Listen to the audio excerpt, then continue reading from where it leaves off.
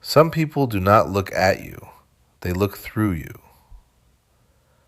For a specific type of personality, a relationship is not a shared journey, it is a mirror. They don't see your complexities, they see a surface upon which they can stabilize their own fragile sense of self. You might feel like you are losing your essence, but in reality, your spirit is simply being thinned out to accommodate their hunger for validation. But here is a nuance most people miss.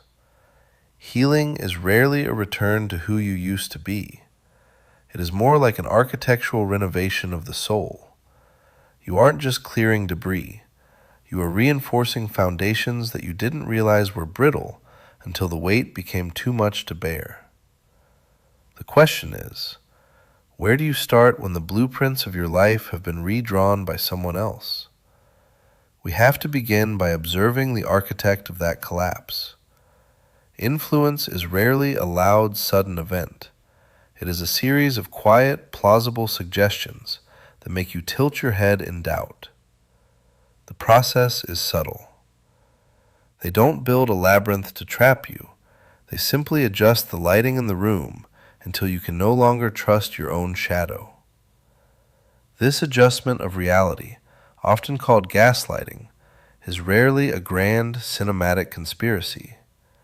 Often it is a survival mechanism for someone who cannot handle the weight of their own flaws. To protect their narrative, they must gently dismantle yours.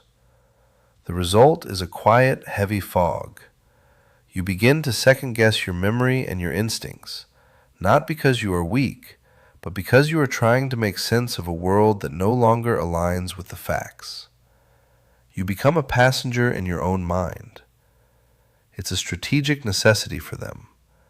By keeping you in a state of uncertainty, they ensure a specific kind of gravity where you orbit their needs. Whether they are boisterous and demanding or use a quiet, sterile form of kindness, the function remains the same, to maintain a sense of order they cannot find within themselves. Here is the irony. They don't usually lean on your weaknesses. They lean on your most admirable qualities. Your patience becomes their buffer. Your empathy becomes their excuse. They don't look for flaws. They look for the parts of you that are generous enough to overlook theirs. You know the weight of this dynamic. You find yourself offering apologies for situations you didn't create. You learn to read the micro shifts in a room's temperature, living in a state of intellectual hypervigilance. It is an emotional tax you pay every day, leaving you with very little currency for your own ambitions. The reason is simpler than we think. This behavior is often rooted in a profound, unacknowledged fear of inadequacy. By managing your perception of yourself, they manage their own fear of being seen as ordinary or flawed. It is a project of projection, not a plot of malice. But when you see the fear behind the control, the cage begins to feel fragile. This leads us to a crucial realization. Logic often fails in these relationships because of a biological phenomenon called intermittent reinforcement. The brain responds to inconsistent affection, the sudden warmth followed by a cold, heavy silence, with a heightened chemical urgency. You aren't broken. You are experiencing a physiological response to a rigged game. To win, you must stop trying to fix the person and start breaking the chemistry of the bond. This isn't just about control, it is about a specific kind of neurological pacing. Consider the mechanics of a slot machine. The reason it is so effective isn't the payout itself, but the uncertainty of when that payout will arrive. In these relationships, a sudden gesture of warmth after a period of sterile indifference acts as a psychological lifeline. It isn't just affection, it's a chemical relief that binds you closer to the source of the stress. But why does the mind resist leaving a situation that feels so heavy? This is often described as a trauma bond. It isn't a sign of a character flaw, but rather a testament to how the brain seeks equilibrium in the familiar. You find yourself on a pendulum, swinging between the high of a perceived breakthrough and the crushing weight of the next withdrawal. But here is the observation that changes the internal math. Their influence is not an inherent force of nature. It is more like a shared oxygen supply. Their ability to manage their own reality hinges almost entirely on your participation. If you stop providing the emotional breath they require to sustain their narrative, the entire structure begins to starve. So how do you begin the process of detachment? The first step is a radical reclamation of your attention. Often, no contact is framed as a punishment, but it is actually an act of environmental design. It is about removing the external static so you can finally hear the frequency of your own life again. It is a decision to stop being the audience for a play you never asked to attend. But what if you cannot fully walk away due to shared history or obligations? In those cases, one might adopt the gray rock approach. You become a neutral surface, a person who offers no emotional friction and no dramatic reactions. You effectively stop being a mirror for their ego. By becoming uninteresting, you become unuseful to their specific needs. The result is initially unsettling. When the storm of another person's demands finally stops howling, the silence can feel vast and even intimidating. Many people mistake this sudden peace for loneliness or a lack of purpose. But that quiet is not an empty space. It is a cleared field. This is the fertile ground where a new kind of agency begins to grow. However, there is a predictable friction to this transition. As you establish these boundaries, the other person rarely just walks away. In many instances, they do the exact opposite. They intensify. They may cycle through nostalgia, guilt, or sudden uncharacteristic vulnerability. This isn't necessarily a sign of a renewed bond. More often, it is a frantic reaction to a loss of order. They are losing the person who helped them regulate their own internal chaos, and that loss feels like an emergency. This escalation is not a sign that your strategy is failing. On the contrary, it is the clearest evidence that the dynamic has finally shifted.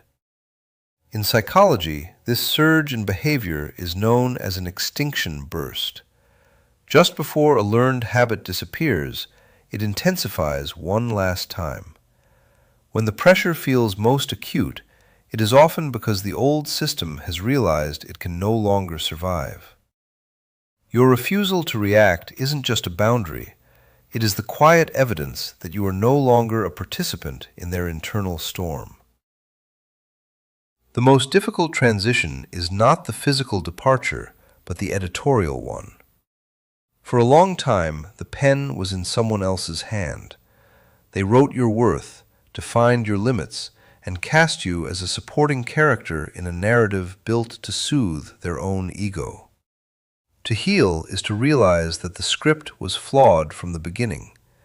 You are not reclaiming a role, you are seizing the authorship of your own life. But how do you quiet a voice that has been echoing in your mind for years? It helps to recognize those inner criticisms for what they truly are, residual static. They are not your observations. They are the projections of someone who needed you to feel small so they could feel sufficient. When you hear a whisper of inadequacy, you aren't listening to your soul. You are listening to a recording left playing in an empty room. There is a grounded, intellectual way to break this loop. Think of it as evidence-based reflection. Every time an old doubt surfaces, cross-examine it. You trade the fragile fiction of the past for the tangible facts of your survival. If the echo says you are incapable, you look at the architecture of the life you are currently rebuilding.